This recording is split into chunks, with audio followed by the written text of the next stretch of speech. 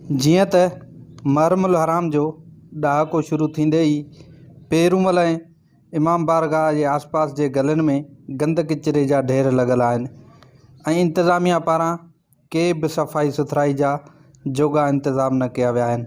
उन हवाले सां हितां जे शहरनि ऐं अज़ादारनि पंहिंजा वीचार सिंध टीवी न्यूज़ सां कुझु हिन रीति वंडींदे ॿुधायो त सभ खां पहिरीं त हीअ असांजे मरकज़ी इमाम बारगाह पेरूमल जी रद जी जॻह आहे, जेका पहिरीं मुहर्रम खां वठी 11 मुहर्रम ताईं असां डेली हिते न्याज़ थींदो आहे।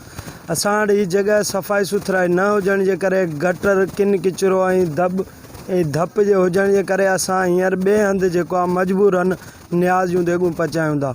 असांजे मरकज़ी इमाम बारगाह जो जेको आहे सो रद वारी जाइ आहे बोरची खाने जी, जेको 40-50 सालनि खां हिते न्याज़ थींदो आहे। क़दीमी न्याज़ जेको 2 ॾींहंनि खां पोइ हुनजी तारीख़ अचण वारी आहे ऐं जंहिंजी सूरत हाल तव्हांजे साम्हूं मौजूदु आहे। असां गवर्नमेंट जा शुक्रगुज़ार आहियूं, असांजो सुठो ताउन हमेशह कनि था। ऐं ॿी ॻाल्हि इहा आहे त असांखे पाणी जी किल्लत आहे तमामु घणी सप्लाई वाटर जे हवाले सां, ऐं लाइट जे दौरान तमामु असां वटि वधीक आहे।